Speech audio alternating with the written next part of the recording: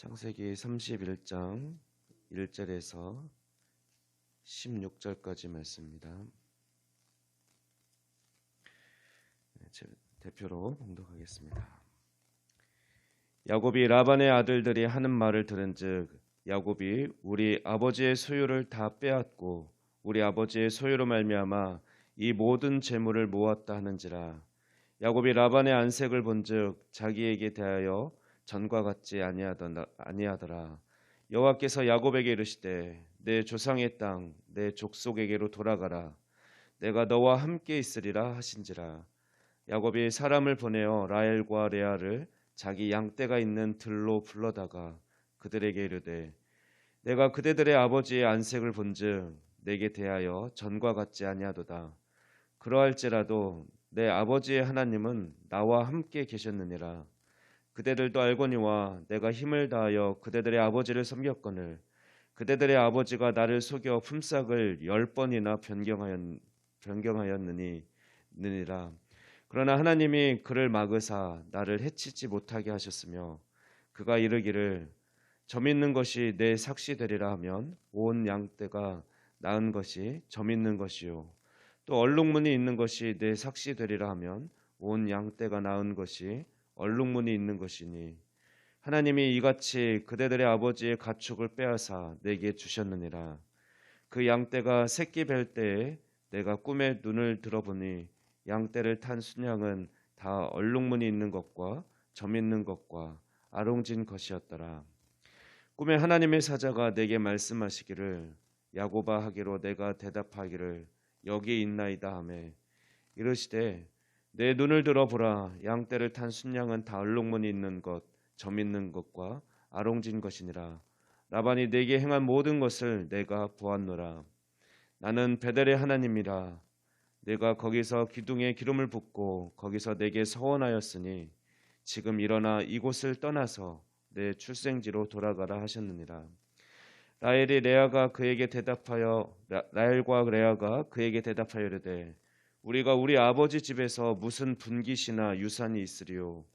아버지가 우리를 팔고 우리의 돈을 다 먹어버렸으니 아버지가 우리를 외국인처럼 여기는 것이 아닌가. 하나님이 우리 아버지에게서 취하여 가신 재물은 우리와 우리 자식의 것이니 이제 하나님이 당신에게 이르신 일을 다 준행하라. 아멘.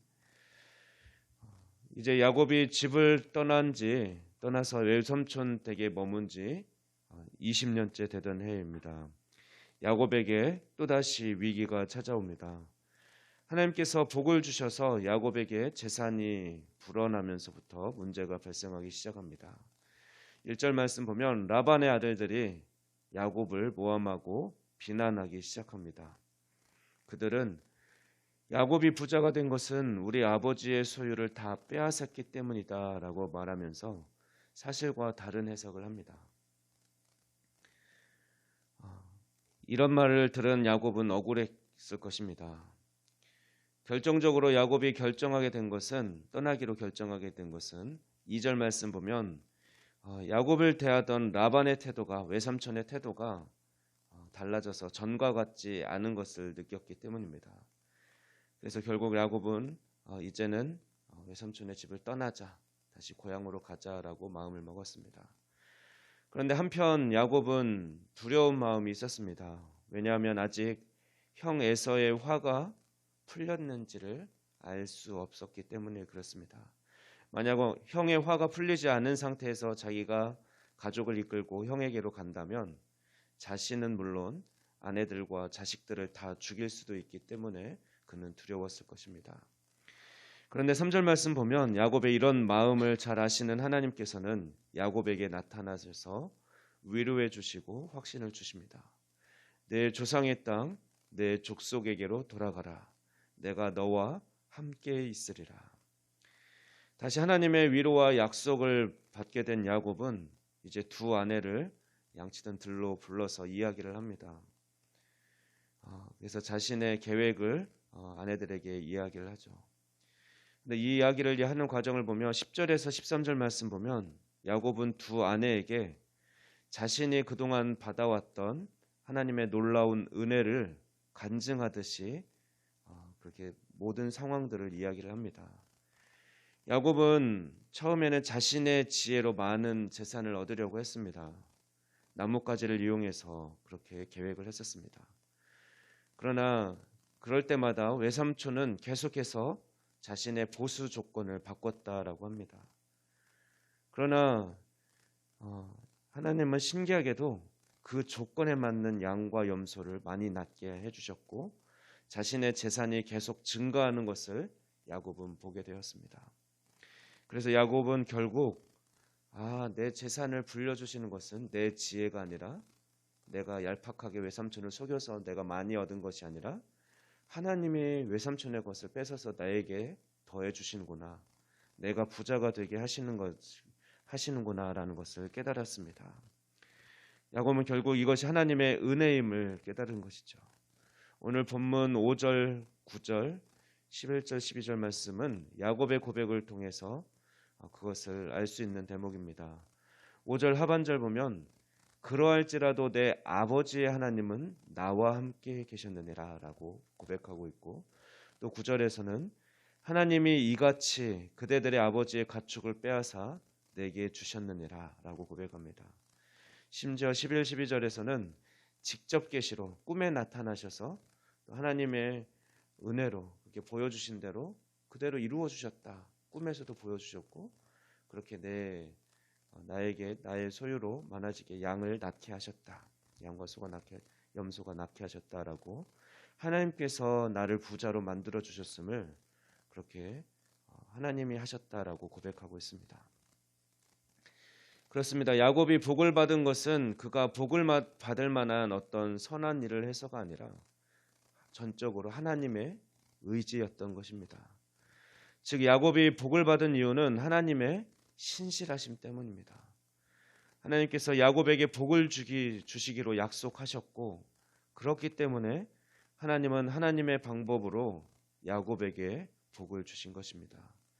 그리고 이것을 깨달은 야곱은 이제 그것을 두 아내 앞에서 간증하고 있는 것입니다. 우리가 오늘 본문에서 만나는 하나님은 서원을 이루게 하시는 하나님이십니다. 13절 말씀 보면 하나님은 야곱에게 나는 베델의 하나님이다 라고 상기시켜 주십니다.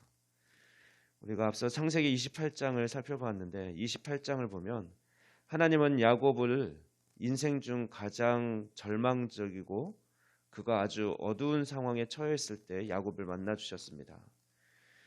하나님께서는 가족을 속이고 도망치는 자신을 야단치기는커녕 오히려 자신을 위로해 주시고 축복해 주셨습니다.